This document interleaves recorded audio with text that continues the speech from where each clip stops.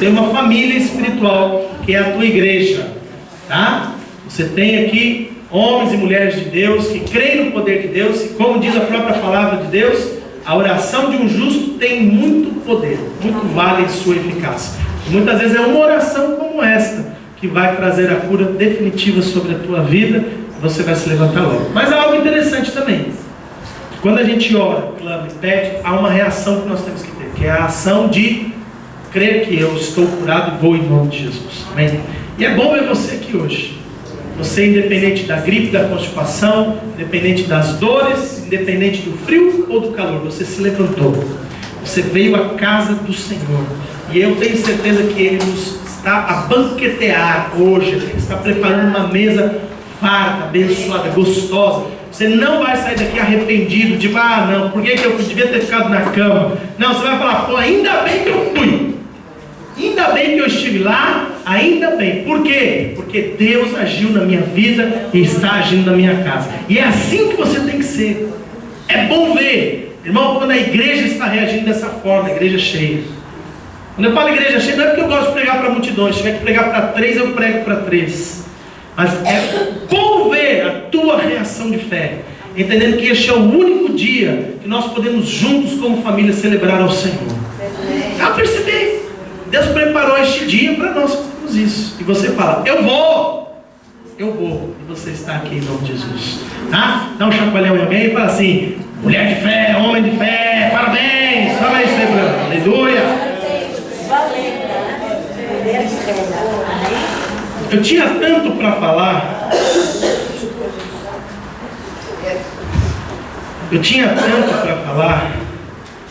Mas eu vou cortar aqui. Tá? Eu vou cortar aqui. Principalmente porque o Balbino está aí, né? Pai fresco. Glória a Deus.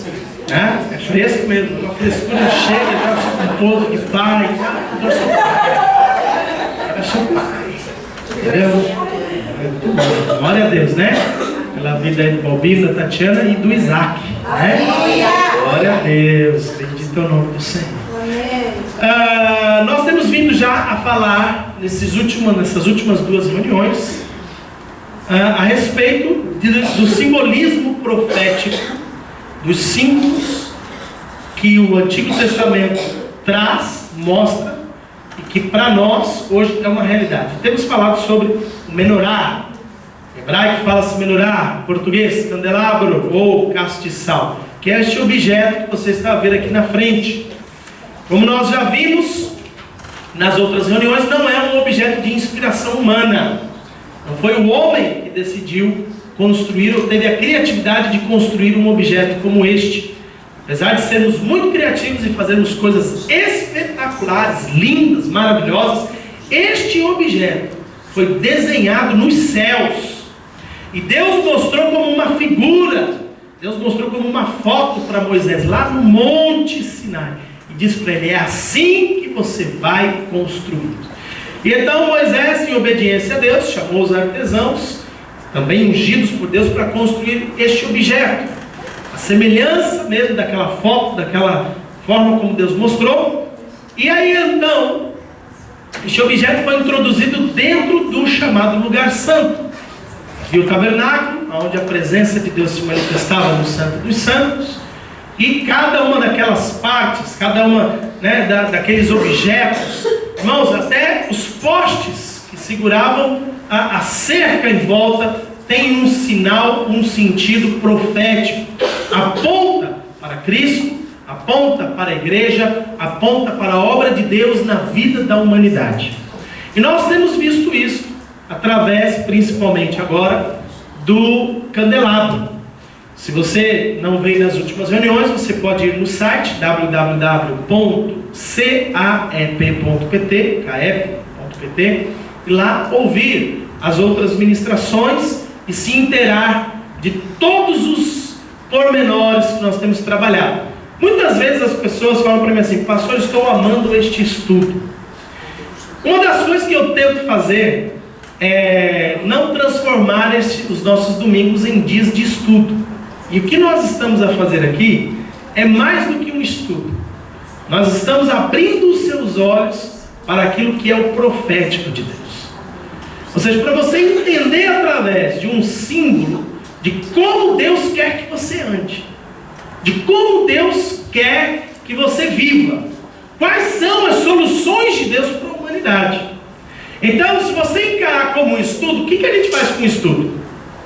A gente faz os apontamentos, ou guarda lá o caderno na nossa estante, no nosso armário, e deixa lá. Um dia, quando for útil esse estudo, eu então vou rever e vou poder então, de alguma forma, lembrá-lo. Irmãos, geralmente o estudo é assim, porque é muita informação. Amém ou não amém?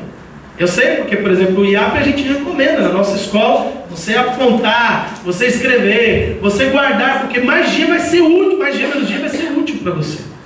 Agora, o que é importante nos nossos dias aqui, quando nós estamos falando sobre essas coisas? É que você entenda a aplicação direta para a tua vida hoje. Como que isso é significativo e real para você hoje. Não é um estudo. Nós estamos falando de uma mensagem profética que pode transformar a tua condição, transformar a tua vida por completo. Então, só lembrar pontos principais aqui. No primeiro dia, eu mostrei Cristo, e que Cristo é o centro da vida de todo e qualquer ser humano na face da terra. Se Ele não for o centro da nossa vida, e a base é esta, ok? Ele representa, esta base representa Cristo. Se Ele não for o centro da sua vida, resultado, você está perdido. A religião não pode te salvar. A oração dos outros não vai poder te salvar. Somente tendo Cristo no centro é que eu serei iluminado. Somente Cristo no centro é que eu vou entender. Quando Jesus é o centro da minha vida, é que eu vou entender como é que se vive de verdade. O segundo aspecto que nós mostramos na semana passada é que deste mesmo talento de ouro que foi construído o centro, foram feitas as hastes. E não foram feitas separadamente. Elas foram feitas, sendo construídas, saindo mesmo, brotando mesmo, deste mesmo talento e deste mesmo centro. Presta atenção. O número 6, que é 3 para a direita, 3 para a esquerda, 3 para a direita. O número 6, biblicamente falando, é o número do ser humano, da humanidade. Representa o homem, ok? O número 7, Cristo entra no centro, ele vem falar de perfeição. O número 7 é o número bíblico, o número de Deus que fala que Deus é perfeito. O ser humano imperfeito só alcançará a perfeição quando Cristo estiver no centro. E o que é mais tremendo é que através da construção deste menorá, nós descobrimos algo. É que Deus já planeou em Cristo fazer a nós.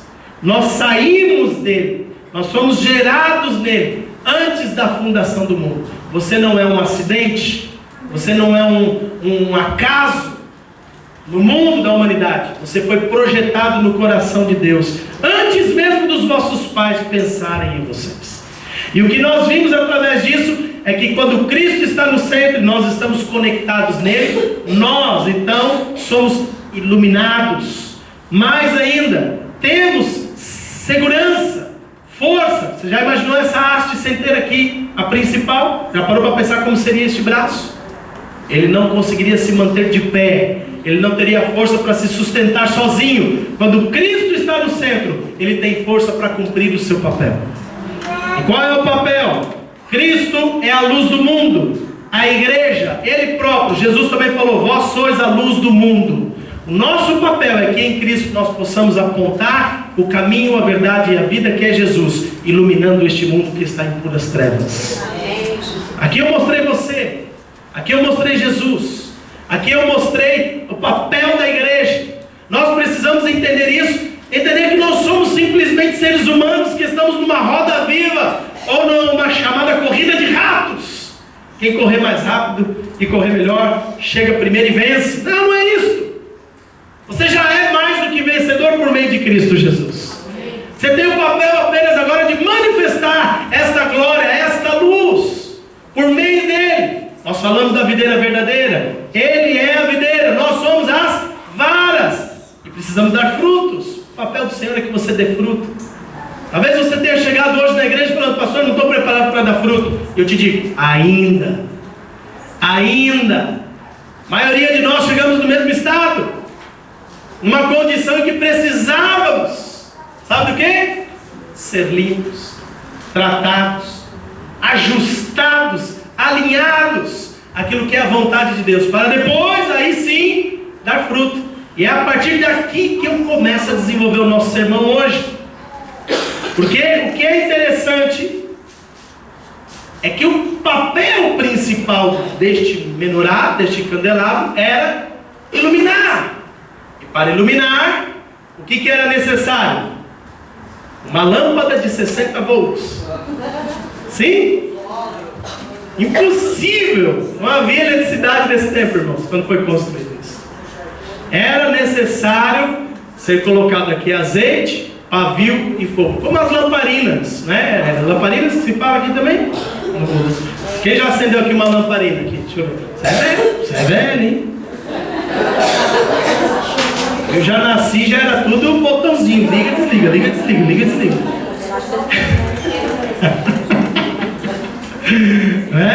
Tá vendo? Você lembra disso? De lamparina? Por azeite, pavio? Lembra? Não, eu também não, viu? Mais ou menos a mesma idade. Mas vamos lá entender.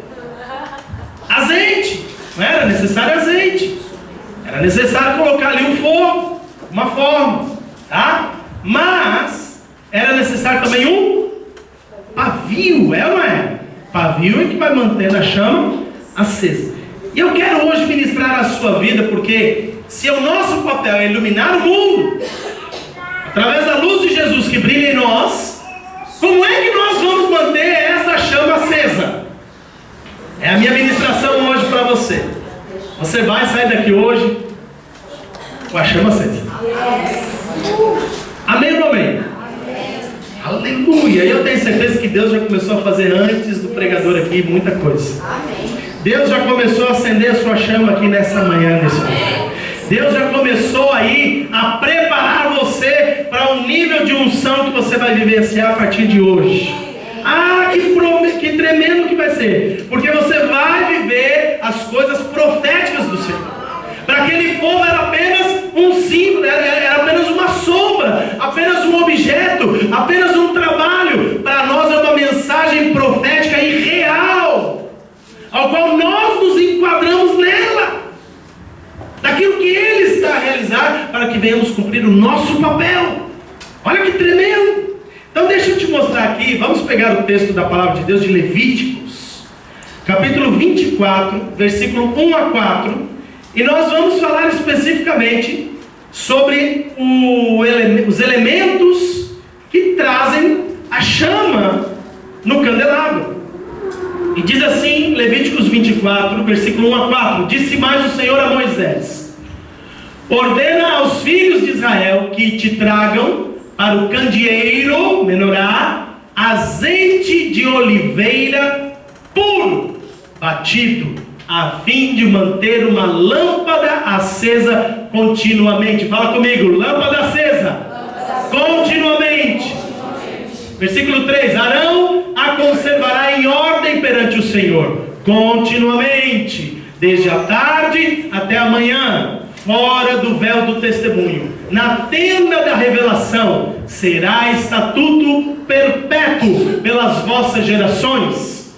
Sobre o candelabro de ouro puro, conservará em ordem as lâmpadas perante o Senhor continuamente. Espírito Santo, fala conosco hoje. Ministra as nossas vidas de forma poderosa. Te louvamos pela preparação que o Senhor nos tem dado a este momento. Que o Senhor continue a tua boa obra, ao qual o Senhor começou neste lugar, enchendo-nos ainda mais com a tua presença. Venha a revelação sobre nós. venha o enchimento do teu Espírito Santo, venha a tua vontade, em nome de Jesus Cristo. Amém.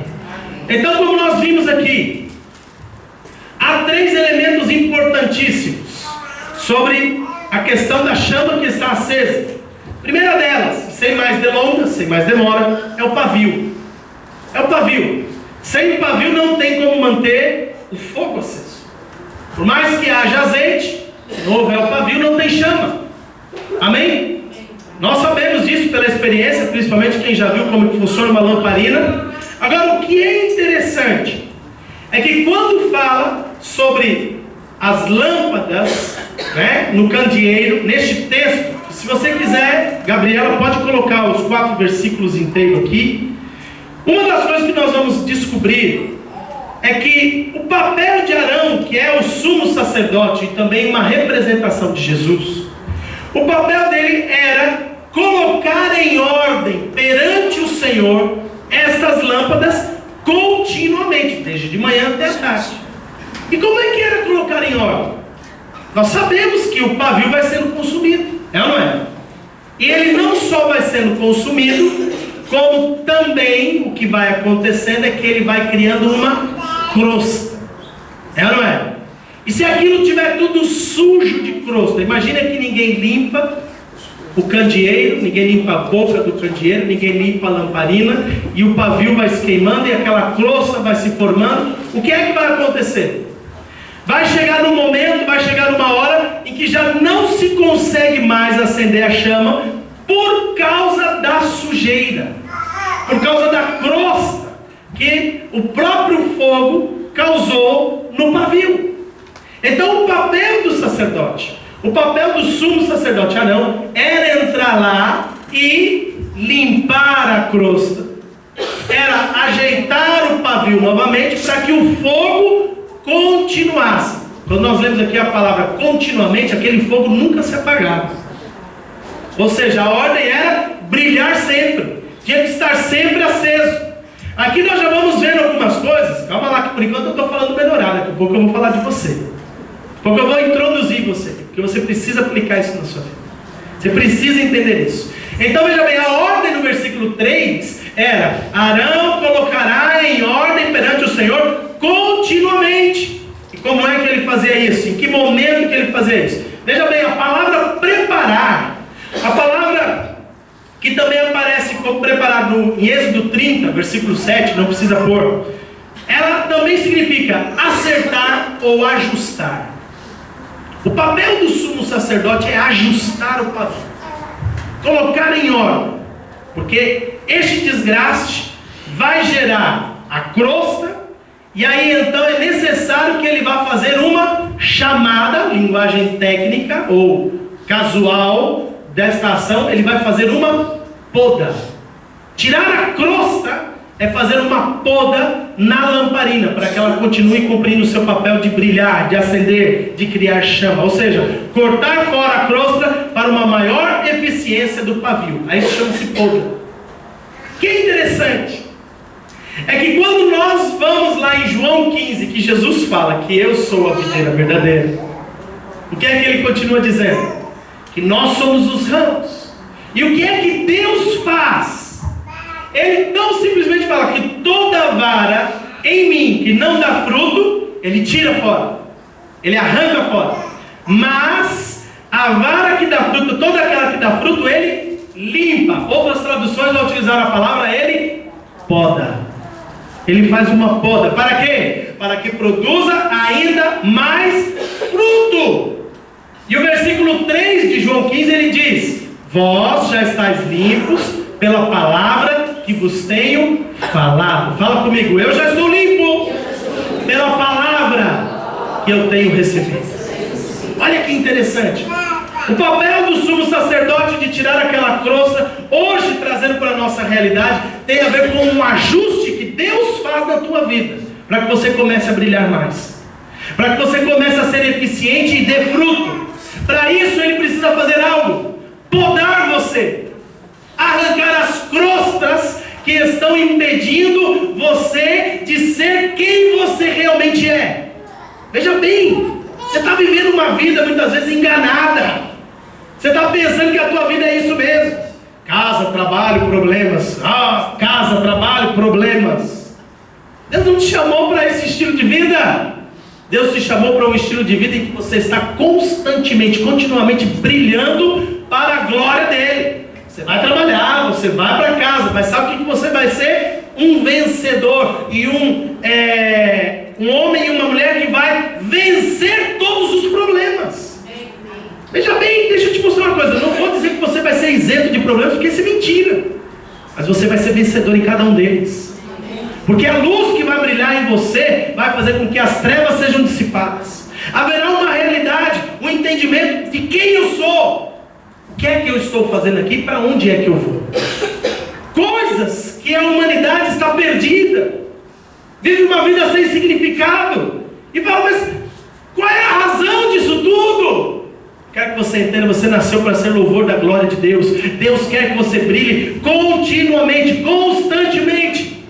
Deus quer acender uma luz, que não é uma luz qualquer, que se apaga com um clique, mas é a chama do próprio Espírito Santo de Deus. É a luz de Jesus, ativando em você um estilo de vida totalmente diferente, alinhado, ajustado com a vontade do Pai.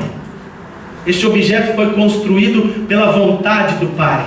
E aqui está Cristo brilhando, e a sua igreja, os homens e as mulheres brilhando com a luz dele.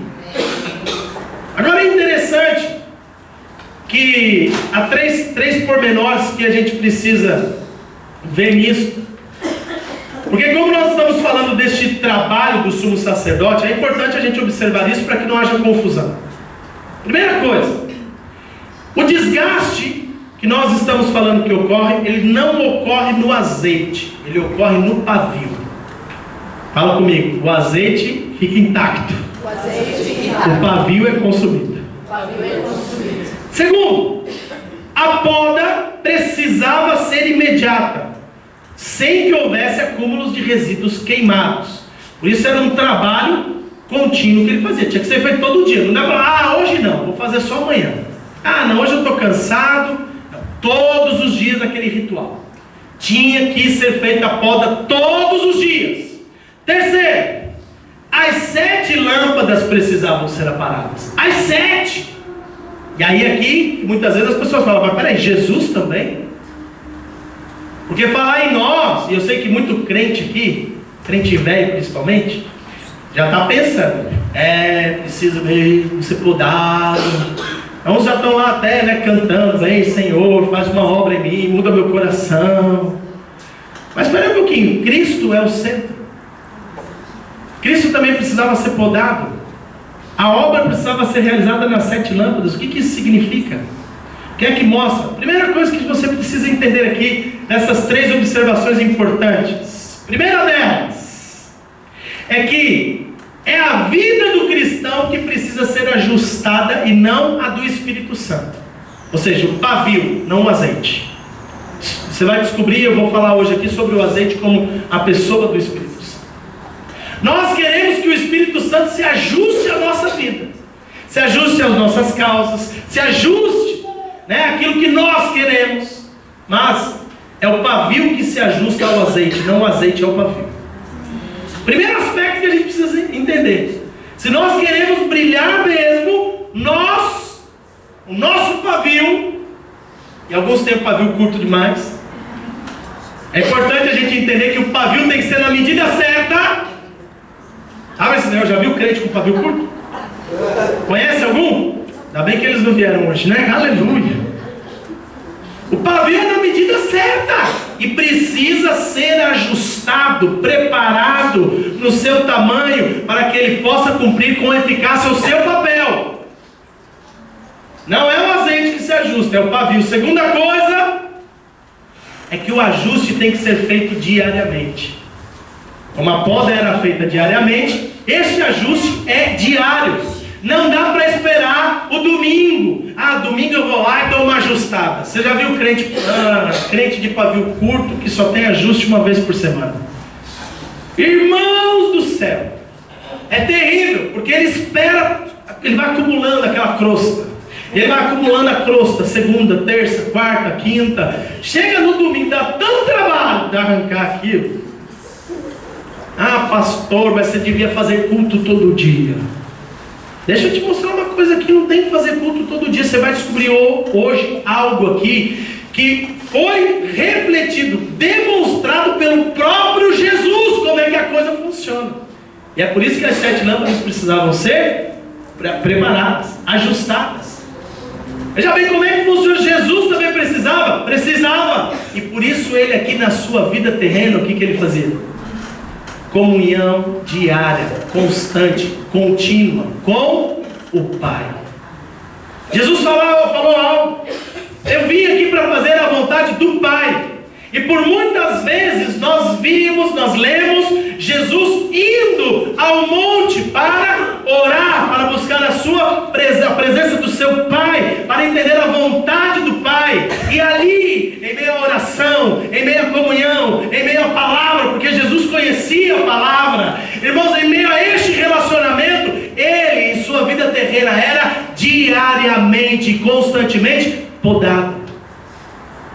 Se Jesus não tivesse um relacionamento perfeito com o Pai, pode ter certeza, irmãos, que ele não conseguiria cumprir a sua vontade.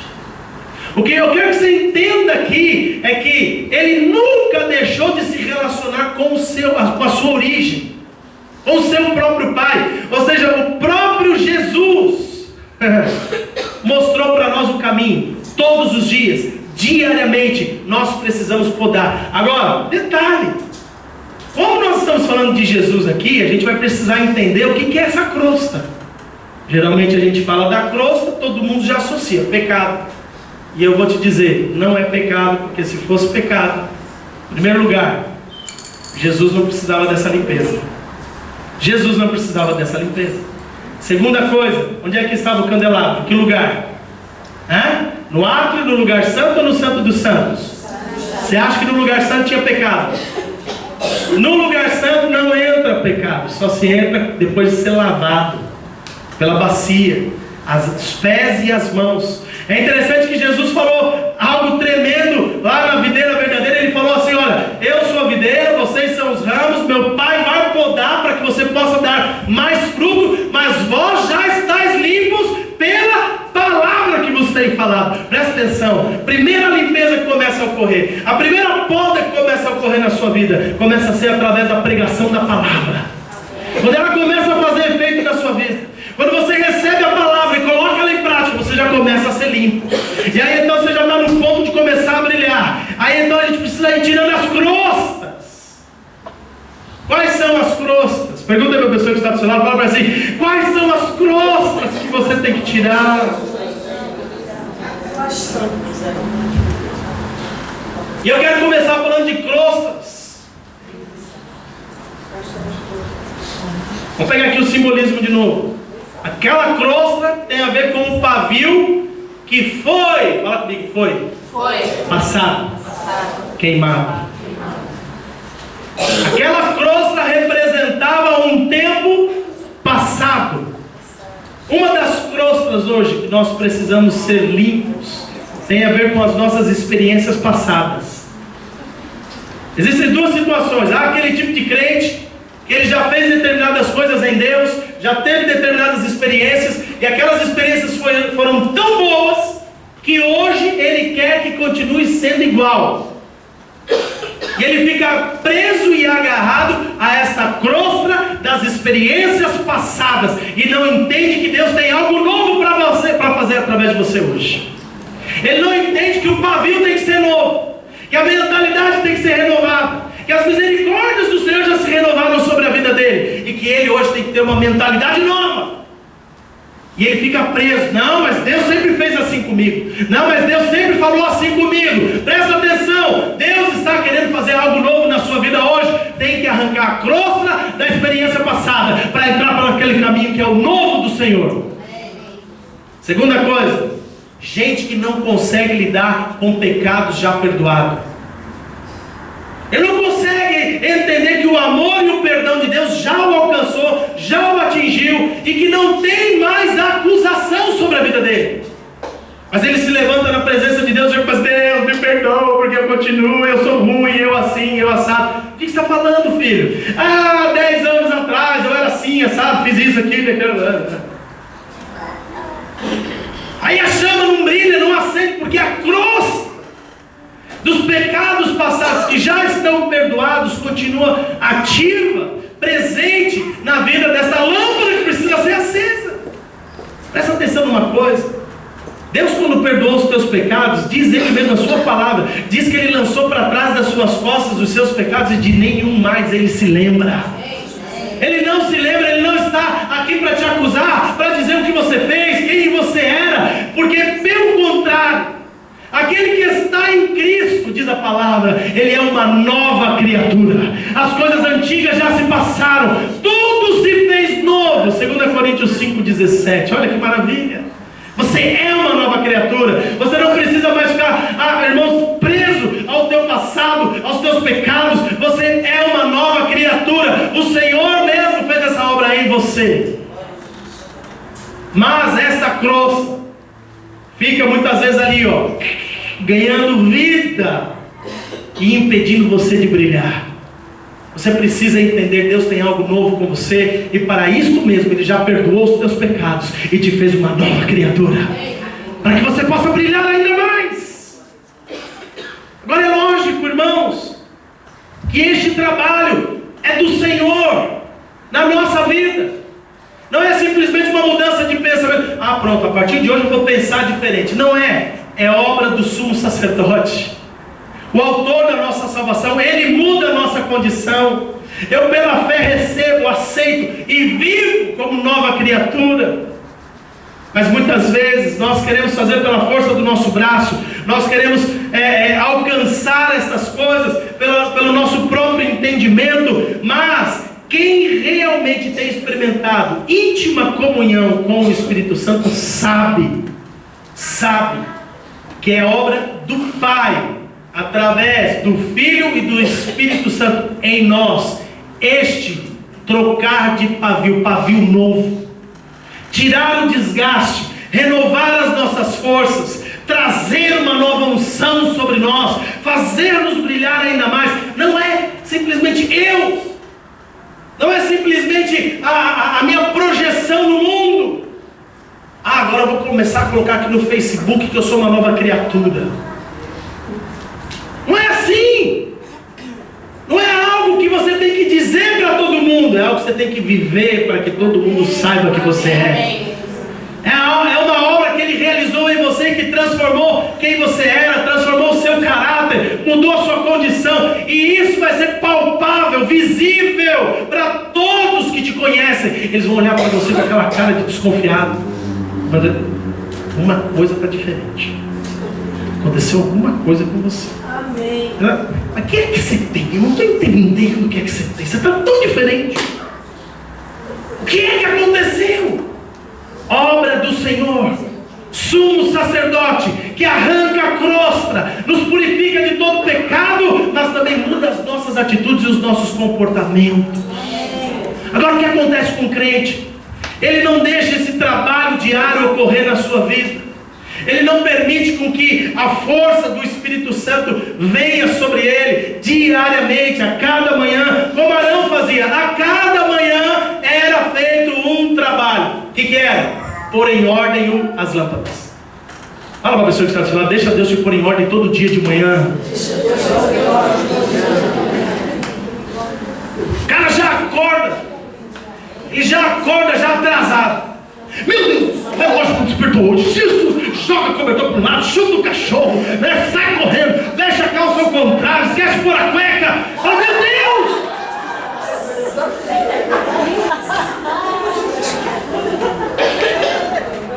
E já acorda no pique, irmãos. Aí sai correndo, chega no carro. Esqueci a chave, volta. Não, eu já tenho a chave no bolso. Ele esqueceu depois do bolso. E sai, né? Aí vem, passa um, fecha ele, ele vai e xinga o cara xinga ele. É uma pauleira. Leva a criança, põe criança, tira a criança, vai, carrinho.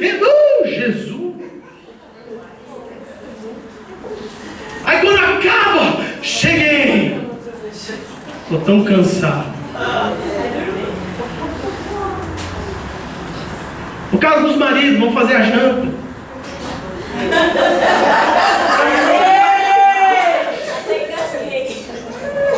Ou comer a janta.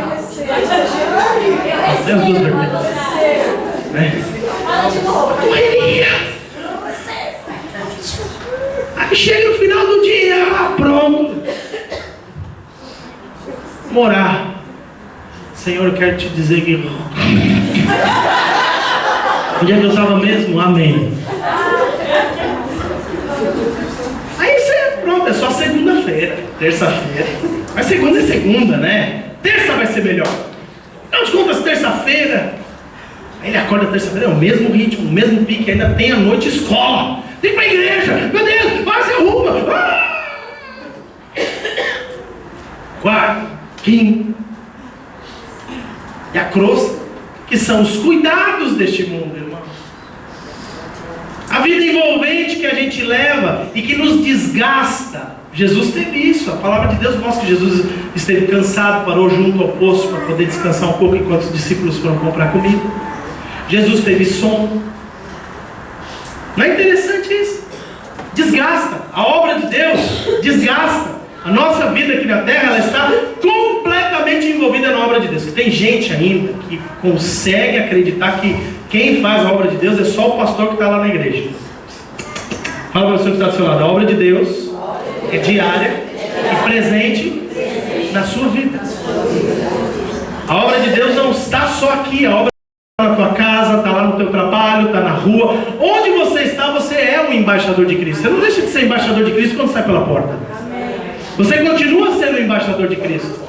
Você continua sendo a luz deste mundo para iluminar a todos que estão nas casas onde você entrar.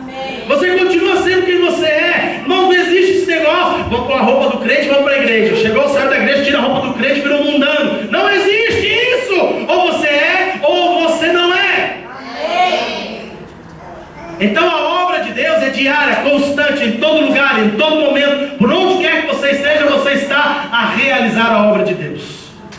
Você pode interceder na sua casa, você pode interceder na rua, você pode interceder no trabalho, você pode interceder no trânsito, você pode estar orando por alguém lá na China, você pode estar cobrindo o seu pastor de oração, você pode durante o dia fazer um telefonema e dar uma palavra amiga para alguém. Tudo isso é obra de Deus. Tudo isso nos desgasta, porque, irmãos, o diabo está assim, ó, de olho grande em você. Tem gente que tem medo de olho gordo, não é verdade, não é? Antes que olho gordo, olho grande, etc. O maior olho grande que existe na face da terra hoje chama-se Satanás. Ele está assim, olhão em cima de você, procurando te roubar, te matar e te destruir. E constantemente, irmãos, constantemente, tentando preparar armadilhas para que você desanime em Deus, para que a tua lâmpada ele está lá assim, ó, soprando todo dia, para ver se apaga. É por isso que você precisa entender a importância daquilo que Jesus mostrou na sua vida terrena aqui, irmãos, naqueles 33 anos que ele andou aqui. O que ele fazia? Comunhão com o Pai, limpeza de crosta, tirava o desgaste, se fortalecia no Senhor e na força do seu poder. A palavra de Deus fala isso, está lá em Efésios capítulo 6, versículo 10. Fortalecei-vos no Senhor e na força do seu poder. Qual é essa força? Que poder é este? Fala para a pessoa que está do seu lado, fala para ela assim, ó, o poder está no azeite. É verdade ou não é? Pavio sem azeite, nada. É ou não é? O que é necessário? É uma junção de três coisas, irmãos. Pavio limpo e em ordem. Pavio limpo e em ordem. Azeite e fogo. Fala comigo. Pavio em ordem. Azeite e fogo. Uau. Muita gente só está preocupada em colocar o pavio em ordem. Não, é isso mesmo, eu preciso me libertar dos cuidados desse mundo, eu preciso conhecer mais a palavra, eu preciso estar mais dentro daquilo que é a vontade de Deus. E ele vai ajustando e vai falando, Senhor, limpa mesmo, me lava pela lavagem de água, pela palavra, porque eu quero estar no centro da sua vontade. E a palavra vai limpando, ele vai ajustando o pavio, e ele vai ficando um pavio bonitinho. Só que o pavio sem fogo, sem azeite, não vale de nada. Só ilumina se o pavio estiver em ordem, com azeite e pegando fogo. Aí está cumprindo o seu papel. Você está percebendo? Eu ia te mostrar essa realidade toda dentro do próprio ministério de Jesus. O azeite, deixa eu te falar aqui uma coisa importante. Tanto o azeite quanto o fogo são símbolos da pessoa do Espírito Santo, do poder do Espírito Santo, da ação do Espírito Santo.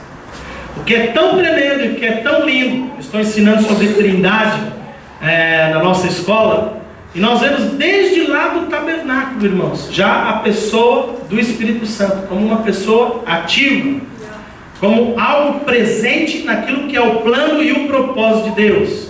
Não está só o Cristo como centro, mas também está presente no fogo e no azeite a pessoa do Espírito Santo, atuando na vida de quem? Do cristão, e também do próprio Cristo quando esteve na terra. É interessante que o Espírito Santo esteve presente na vida de Jesus, a terceira pessoa da Trindade, desde a sua concepção. Já começou ali, Maria perguntando: mas como é que é esse negócio, Gabriel? Você não conhece homem nenhum, ou seja, não tive relações sexuais com homem algum. Como é que eu posso ficar grávida? Então ele começa a dizer para ela: descerá sobre ti o Espírito Santo, ele te envolverá. Jesus não é obra de homens, Jesus é fruto de Deus. É uma obra em que o Espírito Santo estava presente na sua própria concepção. Amém. Jesus cresce com sabedoria, com conhecimento. Ele chega à estatura de um varão perfeito aos 30 anos, é batizado nas águas, lavado, cumprindo a lei, as profecias. Quando ele sai das águas, quem é que está lá de novo? O Pai falando: este é o meu filho amado, a ele ouvi. E o Espírito Santo descendo e pousando sobre ele em forma corpórea de pomba. Olha que tremendo!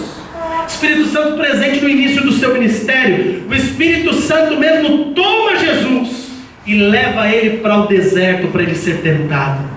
E ali, irmãos, veja bem, Jesus não foi abandonado no deserto.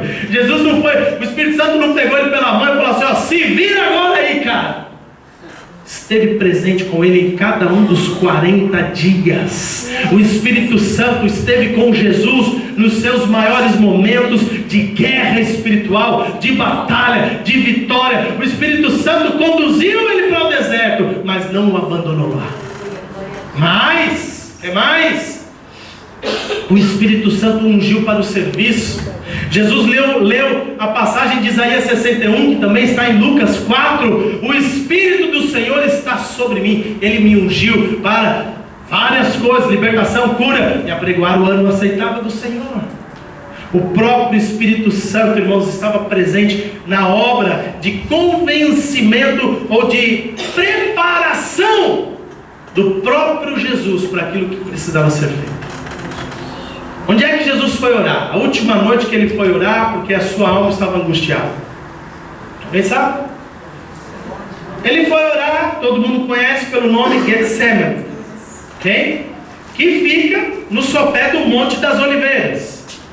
Deixa eu só te dizer, a expressão, a palavra Getsemane significa prensa do azeite. Olha aí, Jesus foi prensado no azeite, irmãos. Ali naquele lugar, no Monte das Oliveiras. O que era no Monte das Oliveiras? Azeitona. É ali que começa. Está vendo? A prensa do azeite Getsemane, onde ele é espremido. Deixa eu te dizer uma coisa: foi ali que ele recebeu força, convicção para cumprir o chamado e o propósito de Deus, a ponto de dar totalmente a sua vida em sacrifício a toda a humanidade. Foi o Espírito Santo pressionando e presente na vida dele, conduzindo ele ao seu sacrifício vivo. Esteve presente na sua entrega, mas também na sua ressurreição. O que diz a palavra de Deus em Romanos 8:11 é que se o Espírito daquele que dentre os mortos ressuscitou a Jesus, veja bem, quem é que ressuscitou Jesus dentre os mortos? O Espírito. O Espírito Santo estava presente na sua ressurreição. Deixa eu te falar uma coisa: sem azeite e sem fogo, não tem como brilhar, não tem como fazer a vontade do Pai, não tem como andar na vontade de Deus. Nós precisamos ser cheios do azeite, nós precisamos ser prensados no azeite, nós precisamos ser cheios do Espírito Santo. Fala para a pessoa que está ao seu lado: não pode faltar azeite na vida do cristão. Não pode faltar azeite na vida do cristão. Semana passada eu dei uma palhinha, dei uma entrada sobre as 10 virgens. Foi ou não foi? Qual foi o problema das 10 virgens? O problema das 10 qual foi? Dormiram. Fala para a pessoa que está ao seu lado: todas dormem. Dá um chacoalhão em alguém aí e fala assim: todas dormem. Esse é um problema, certo? Todas dormem. É interessante. Nécia ou prudente, todas dormem. Precisa entender isso. Nécia ou prudente, todas dormem. O momento que nós estamos a viver hoje na história da vida da igreja, sabe qual que é?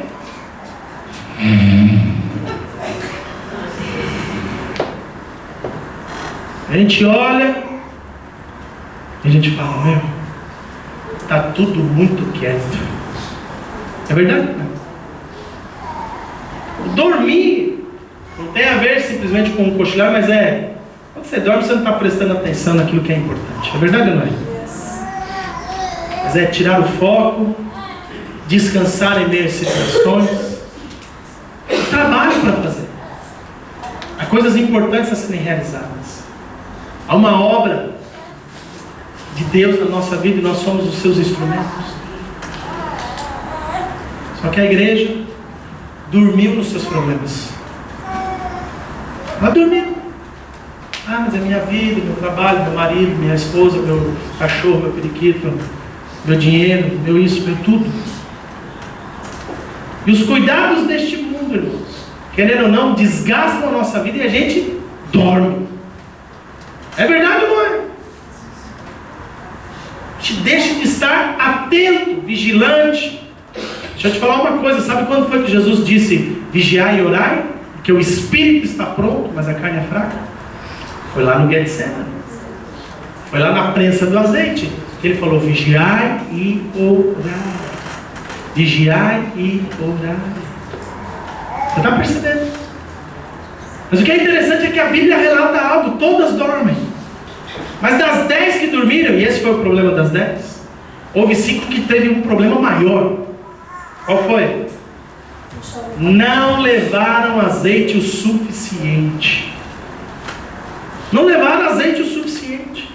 E quando elas ouviram o toque da última trombeta, a bem na verdade o clamor: o noivo está chegando. Qual foi o resultado? Todas acordaram. Todas acordaram. Só que 5 delas não estavam preparadas. Não tinham azeite, logo não podiam manter as suas lâmpadas acesas. E elas pediram para as outras 5: dá-nos do teu azeite. E elas disseram: não podemos. Parece um ato de egoísmo, não é? Fala para a pessoa que está do seu lado, fala assim: o meu azeite é meu. Você tem que buscar o seu. Mas o pastor vai orar por mim. Mas o presbítero Alexandre, ele vai cantar por mim.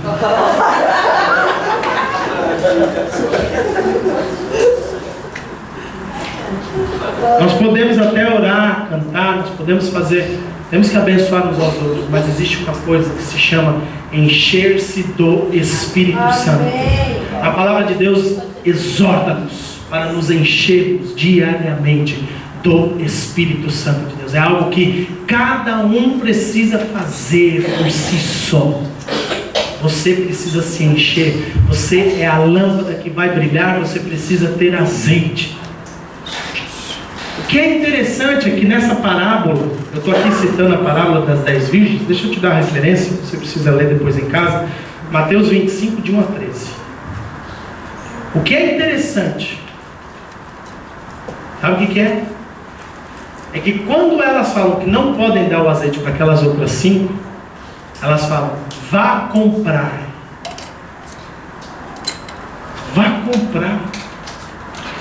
E aí a gente fala, comprar azeite, a unção do Espírito Santo. E a gente sabe que essas coisas espirituais não se compram com dinheiro. Como é que se compra azeite? Como é que se compra azeite? Qual é o preço do azeite? Fala para a pessoa que está do seu lado, o preço do azeite. Tem o valor da moeda mais importante do mundo, do universo. Sabe qual que é? Não é dólar, não é euro, não é real, não é kwanza, não é... Qual é o dinheiro lá do Cabo Verde? Escudos? Não é escudo. Não são ações na bolsa. Não é ouro. Não é prata. Qual é o valor? Fala para a pessoa que está do seu lado. Chama-se tempo. Tempo. Jesus preparou uma boda. Vai lá convidar todo mundo. Um falou, não tenho tempo, vou casar. O outro falou, não tenho tempo, tenho que cuidar da lavoura do meu pai. O outro falou, não tenho tempo por causa dos meus negócios. Não tenho tempo, não tenho tempo. Irmãos, isso é a história do Antigo Testamento, ou do Novo Testamento, dos Evangelhos, é ou não é? É só que a gente conversa hoje e fala, e aí? Vamos para a igreja? Não tenho tempo. Vamos orar? Não tenho tempo. Vamos estudar a palavra? Não tenho tempo. E quer andar cheio de azeite. A questão é que se você não entender que o teu tempo é precioso e precisa ser bem administrado, precisa ser bem administrado, a ponto de você se encher de azeite, irmãos, acabou tudo por aí. Não tem tempo para ir na igreja, não tem tempo para esse negócio de crente, não tem tempo para esse negócio de Bíblia, não tem tempo para Deus, não tem tempo, não tem azeite, não comprou, não vai comprar, não vai pagar o preço. Quer pagar preço. É pagar preço. Você vai ver. Tenta amanhã, 20 minutos lá no teu quarto, antes de trabalhar. Fala assim, eu vou gastar tempo aqui. Bíblia e oração. 20 minutos. Tenta. Você vai ver que você vai começar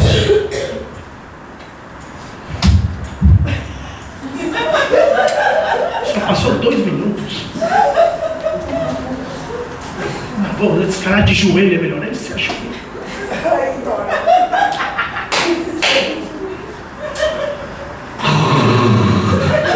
Não, de pé é melhor, porque assim eu não durmo. Você está entendendo? É difícil. É difícil. Nossa alma grita, os problemas vêm, o cachorro late. E a gente fala, meu Deus, o cachorro deve ficar preocupado. Mas eu não tenho cachorro. Até problema se você não tem, se arranja.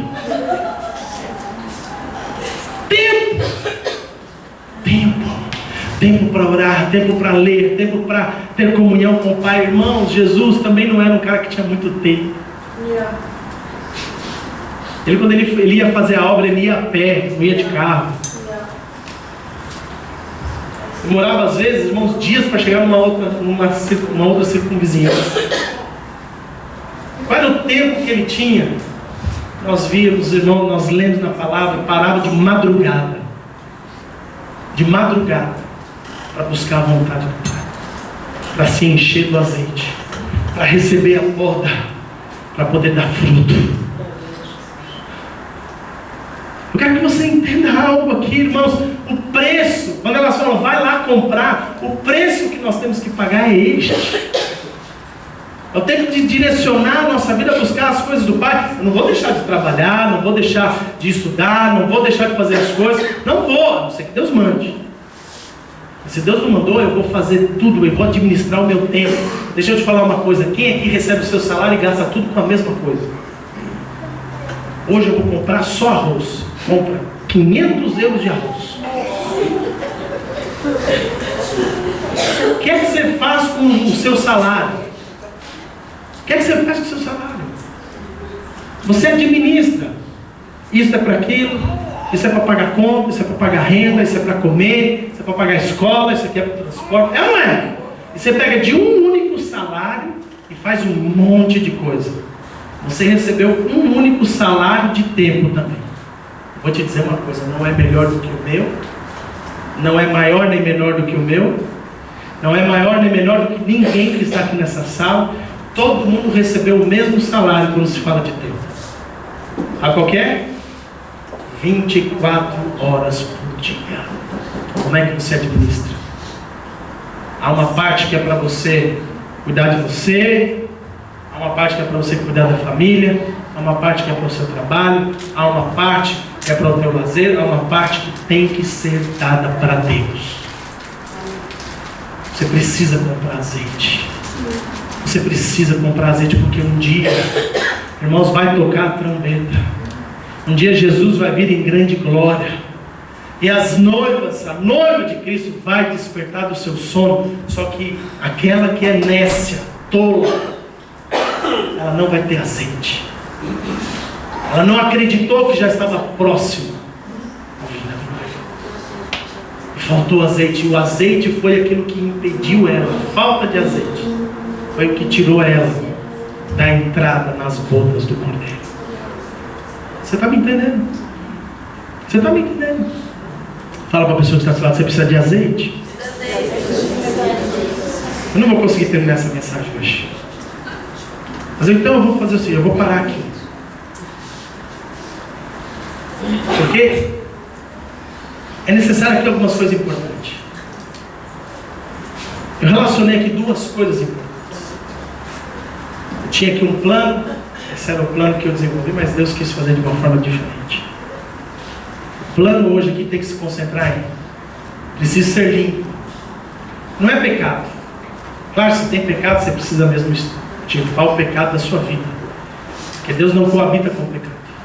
Amém? Mas aqui é algo ainda mais importante que você precisa fazer. É administrar o seu tempo. Não permitindo com que os cuidados deste mundo tenham a primazia sobre aquilo que é encher-se do azeite, ou seja, da presença do Espírito Santo de Deus na sua vida. Eu preciso orar, eu preciso ler a palavra, eu preciso ter comunhão com Deus. Eu quero orar para que você seja despertado nesse sentido hoje. Você comece a partir de amanhã já a gerir o seu tempo. Veja bem, a igreja está te dando ferramentas. Tem aí um projeto Atalaia, coisa para você orar. Fala, pastor, mas eu não sei como orar. Pastor, eu não sei como fazer isso. Irmão, você tem aí. Você tem aí. Simplesmente pega, nem que seja começar com 5 minutos por dia para começar a se encher do azeite. Para quem não tem nada, 10 ml já é muito. É ou não é? É ou não é? Para quem não tem nada, irmãos, pouco se torna bastante. E de 5 vai para 10, de 10 vai para 20, de 20 vai para 1 hora. Não sei como é que Deus vai fazer com você. Mas uma coisa é certa, você precisa começar a se encher desse azeite. Da presença do Espírito Santo, que vai manter essa chama acesa. Mas é assim, não vai acabar aqui. Eu vou ministrar ainda domingo que vem, eu vou falar mais. Né?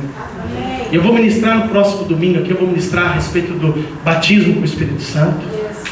Eu vou ministrar a respeito do batismo com uma nova unção sobre a sua vida. Irmão, você está com uma chaminha pequenininha, você vai sair daqui no próximo domingo com uma chama bastante ampla, acesa, que vai iluminar muita gente, principalmente os da sua casa. Amém. Mas eu quero orar por você agora. Fica de pé, Senhor.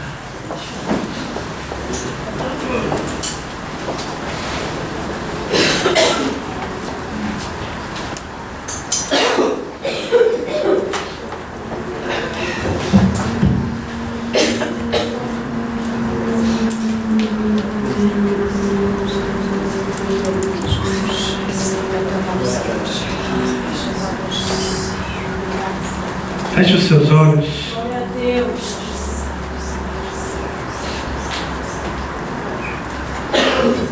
Feche seus olhos. Pastor, como é que eu posso sair daqui hoje já com alguma fragrância, ou algo já poderoso do teu Espírito, do Espírito Santo de Deus? Nós vamos entrar pelo campo da fé mais uma vez. Se você crê que Deus responde as tuas orações, quando você simplesmente fala, Senhor, enche-me do teu Espírito Santo. A palavra de Deus é clara em dizer assim: se sois bons pais, sabeis, sois maus pais. A Bíblia fala assim: vós que sois maus pais, sabeis dar boas dádivas aos vossos filhos, quanto mais nosso Pai Celestial vos dará o Espírito Santo, o azeite. Em outro evangelho fala: sendo maus pais, quando um filho pede uma pedra, um pão, o pai não dá pedra. Ele não vai dar um escorpião ou uma serpente. Quanto mais Deus vos dará o Espírito Santo.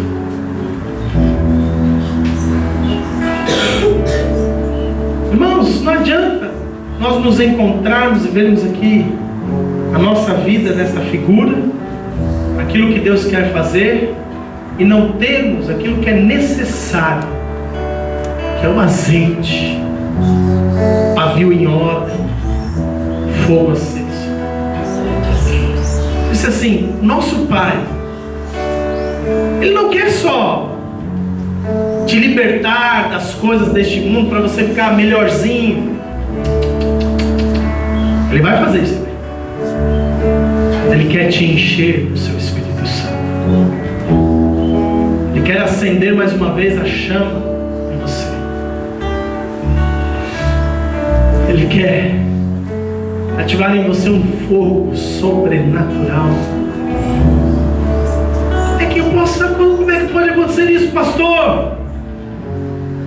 Pede, ser-vos-á dado. Bate, e abrir-se-vos-á. Irmãos, entenda algo hoje. Não é um exercício emocional, mas é fé em ação. Você está ouvindo hoje aqui um pregador falando: Deus quer derramar azeite em você. Deus quer encher você do seu Espírito. E esse mesmo pregador está te ensinando um princípio bíblico: pede, que o Pai dá o Espírito Santo. Feche os seus olhos e comece a pedir. Simplesmente fala: Senhor, me enche com o teu Espírito Santo. Feche os teus olhos e fala: Senhor, eu quero ser cheio do teu Espírito Santo. Senhor, enche a tua igreja nesta manhã, neste lugar, com o teu Espírito Santo. Enche cada homem, cada mulher com o teu azeite, com a unção do teu Espírito Santo. Senhor, enche agora, do menor ao maior, não importa, Senhor, quanto tempo que eles têm de igreja. O Senhor não estabeleceu um tempo de igreja para ser cheio do Espírito Santo. Começa a encher-os, Senhor. Começa a encher-os do teu Espírito, Senhor. Começa a encher-os do teu Espírito, Senhor. Começa a encher-os do teu Espírito, Senhor. Começa a encher-os. Simplesmente fala: Senhor, eu quero ser cheio do teu Espírito Santo, em nome de Jesus. Fala isso de forma audível. Fala isso para o Pai. Fala: Pai, eu quero ser cheio do teu Espírito Santo. Pede, pede e Ele te dará. Bate e esta porta se abrirá.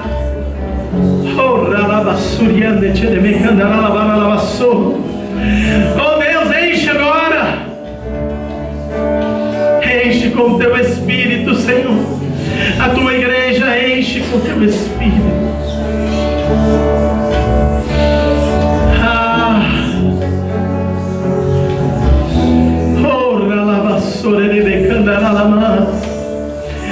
Enche com teu Espírito, Senhor. Pede, pede, pede, pede. Insiste com Ele. Enquanto você não sai daqui cheio do Espírito Santo, enquanto você não sai daqui com uma convicção que o Espírito Santo está te enchendo,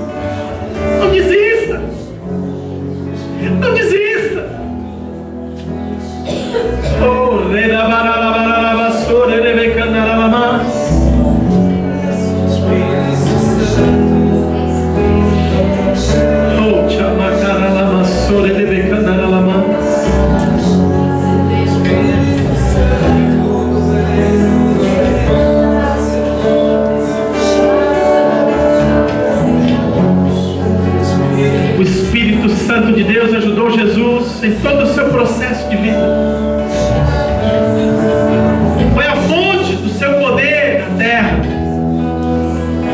Cheio do Espírito Santo, ele curou os enfermos, ele pregou a palavra. Cheio do Espírito Santo, ele libertou os cativos, ressuscitou mortos, abriu os olhos daqueles que estavam cegos.